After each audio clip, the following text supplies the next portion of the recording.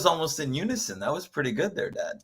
Very nice. Welcome to the largest coffee party on the internet. You know what? I like that. Instead of the largest cocktail party, which would be the Florida-Georgia game, the largest coffee party, which would be the Nudelberg Daily Huddle, which happens every Monday through Friday at 7:58 a.m. so that we can get some information, get some inspiration, get some implementation, and some impact. Let's go. Hey, just got to throw this out. Yesterday was the accountability call, and super cool for me, just being part of that community. Not everybody shows for that call, which is mind-boggling to me, but the ones who were there were dialed in. It was fun. The ones who are there are accountable, hence the name of the call. You know what I mean? Oh boy. And it was a great conversation. We owe Greg Goldstein like some personal time to talk about the 7 C's of the difficult conversations, because we never got to that yesterday. God. The whole conversation got hijacked about video. And I mean, you have to give a shout out to Joy Linsky, right? Because we talked about it. We went in depth about it, about how people were using it. And shout out to Jonathan Aarons and Greg Goldstein that were using it for communication and celebration, using it for birthday videos. But nobody was really using it in a business development sense. So Jonathan Aarons had done it one time internally, but I spent a couple of minutes with her after the call, really digging in. She does a video to us that was like a pro. Crushed it. Bang, right? There you go. Then the next thing you know, she does it to 2 clients and says within 10 minutes she got a response. Right. What do you want from me, man? What do you want? So there is some really good news about Joy that I want you to share. So congratulations to her. This is in the same conversation as the Women Empowerment Month, the Women's History Month. Joy is the first president of the Construction Executive, or the first female president of the Construction Executive Association, which is a huge deal. So congratulations to you, Joy Linsky. Saw yesterday that you were celebrating your 15th anniversary, which you had posted on LinkedIn. So congratulations about that. Congratulations about becoming the first female president of CEA. And mostly congratulations on just diving into the pool yesterday. She sent me a screenshot of all the videos that she had sent immediately after the call, which was super cool. And then are we going to share her video? We were unable to grab it. Oh, we were unable to grab it. It's actually a cool understanding that it's a private video. So we couldn't hear it. So, but we know she did it. She did great. Crushed it.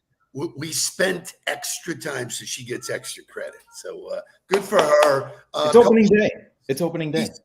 Casey is here this morning, and Casey and Jakester went out last night, so he wants to know, where's my dinner dates? Look at these two.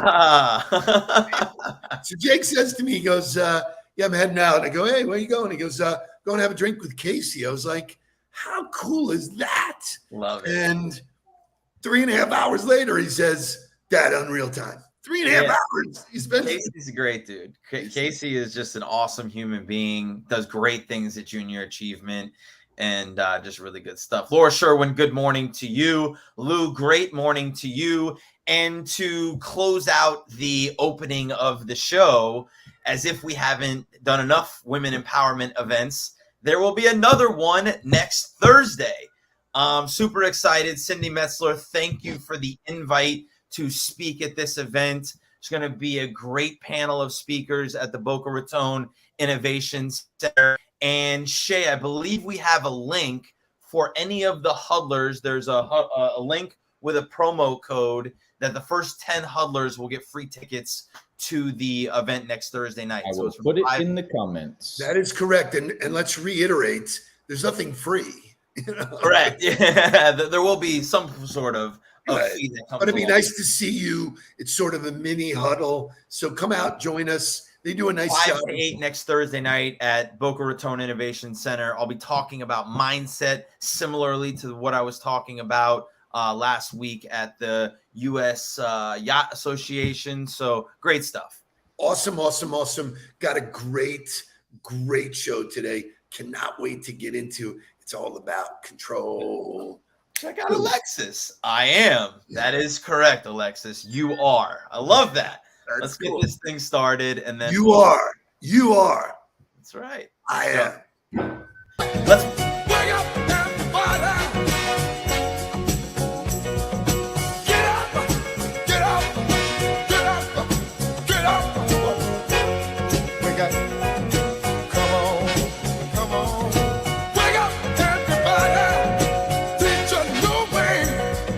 Maybe then they'll listen what you have to say. Wake up, everybody. No more sleeping in bed.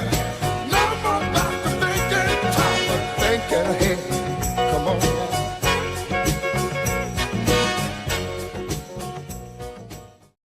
So I always love that intro for a couple of reasons. It's just a lot of smiles. It really makes me feel good. But it reminds me, like Andy Hill would be a great huddler in the hot seats. 1,000%. Be great to see him again. Reminder that tomorrow Nick Mao grabs that seat. That should be really fun for all of us. So before we get into what the real content is today, it is, I am in control day, National I am in control day. I think people fool themselves of what they're in control and what they're not in control of. I think they spend too much time worrying about things that are not in their control, but we'll get to that. But I want to share a conversation I had yesterday. Shay, show me the Zoom shot of me and Sean, please. And he's not going to have it. So unreal. What's the point of doing shit? Anyway, we have a partner who lives in Ireland. We're working on what is called a Moby Tech company. They're into bicycles, electric and non, and all the things related to it. And we had a conversation yesterday about pitching and sharing what you do with people. And I said, I think people are really lazy. They put together this cookie cutter shit that looks like they're doing it to every client. There it is. Yeah. So Sean is just great people. Mark, how long do you know Sean? Forever. Forever. Since I was taking the gotchas around the campus of Florida State. So 15 years. Right. I'm sure Nick knows him as well. I mean, everybody from Florida State. Nick for sure knows gotchas. That's for sure. So anyway, make the story real short, real sweet. We're in a conversation yesterday, digging into some of the businesses, and we're strategizing, we're doing stuff. And we have this conversation about the way people pitch is really lazy. And he goes, are you an Entourage fan? And I go, absolutely. Why? He goes, it reminds me of the scene with Vinny Chase. I will share this. Show the scene. Yeah, it's great. Mercedes. Coca-Cola. Two of the most recognizable names on the planet.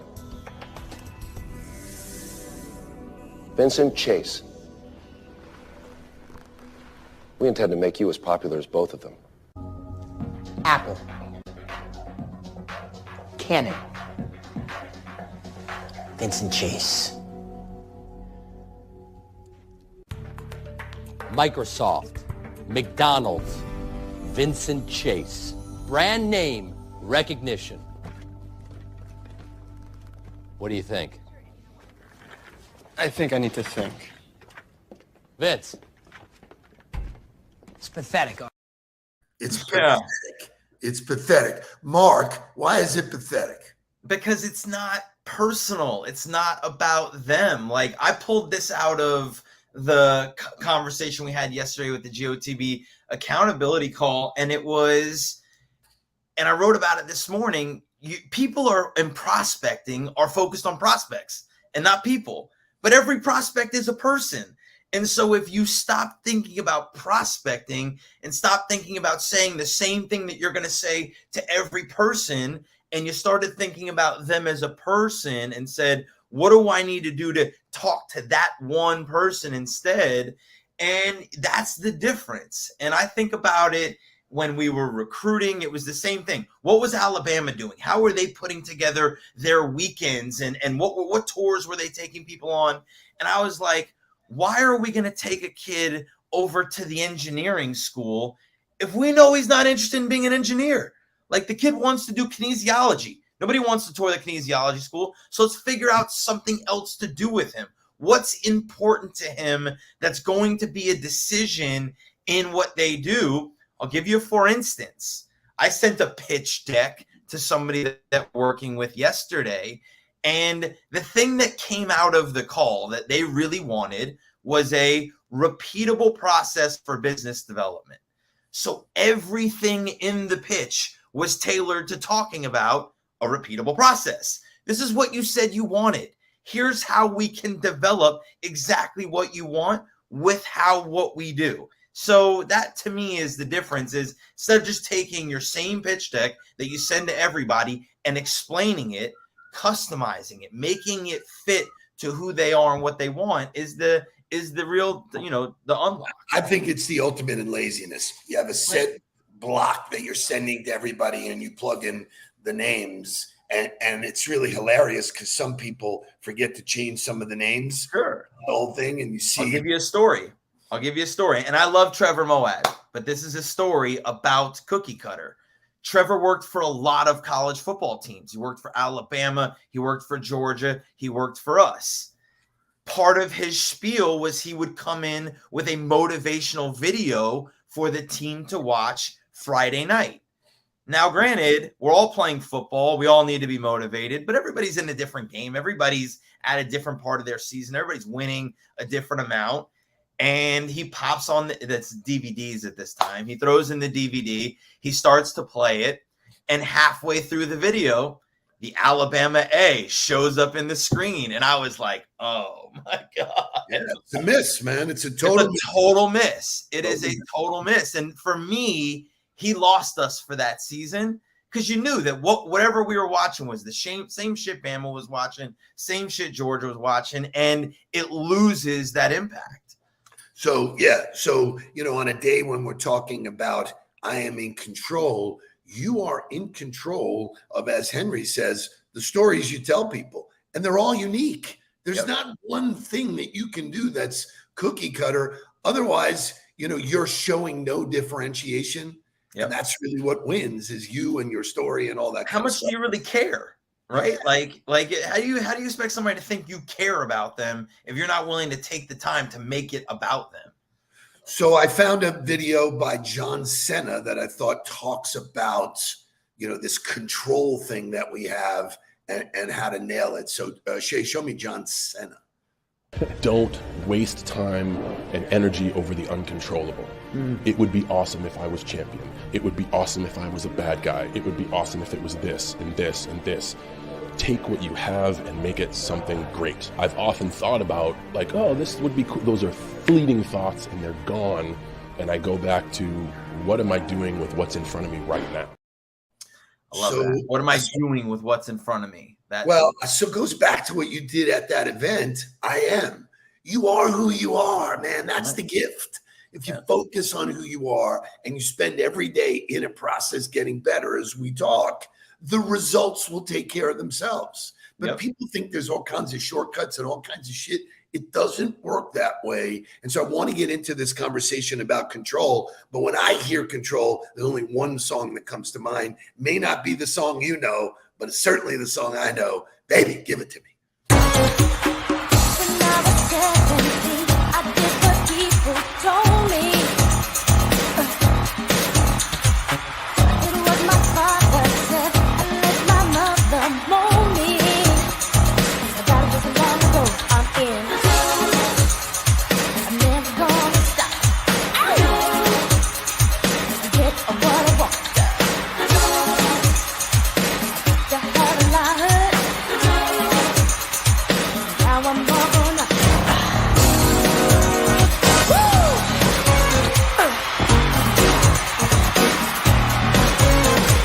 Every time I fell in love, I didn't know what hit me. So young and so naive, I thought it would be easy. Now I know I've got to. Now I've got a lot. You see, get what I want. Speaking of doing what you can with what you have, I mean, right, wrong, or indifferent, Joe Jackson did something with what he had. Created some people. So. Machine. The guy was a machine. Knocked it out. So if those don't remember Janet Jackson, she was the shit at one point. Yeah, she was phenomenal. And she is touring again. She'll be at Hard Rock. I'm not going to be a show. That might be a show to see. I don't know. Might be. But so here's what I want to do. We talk about control the controllables all the time. It's in every single piece of information that we put out there. You spend time on that. So I put together a short little list. I don't know if you got a chance to look at it, but what are some of the things you can control? Where, and Tony Robbins said this, where focus goes, energy flows. Yep. So you feed this stuff. What are some things you can control? You can control your mind and you can control your behavior. Like those are the two buckets. And so if something doesn't fall into what I can think or what I can do by say or act or whatever, then it's out of your control. Like, so whatever the result is, whatever the environment is, whoever the other people are, you can't control any of that. All you can control is what you think and what you do. So to me, things I can control. I can control what I tell myself every single day. Self-talk is a doozy. Bang. I can control how I take care of my body, what I eat, how I sleep, and what I drink. Like those are the three basic components to taking care of your body. Whether or not you're exercising is really important, but the level of exercise can vary. So for me, just the minimum component, eat, sleep, and drink, check those three boxes. I'm in control of all of those things. Then I can take that a step further to, am I learning? Am I challenging myself? What am I doing to take what I have around me and make it the very best that I can? And I think that's one of my best lessons from college football, from my career, was I dealt with athletes that were NFL caliber athletes, and I dealt with dudes that I wasn't sure how the hell they got on the football team. I was like, what are we doing with these guys here? But that was who we had. And so it was about doing the very best we could with what we had to find ways to win games. And that to me is everything.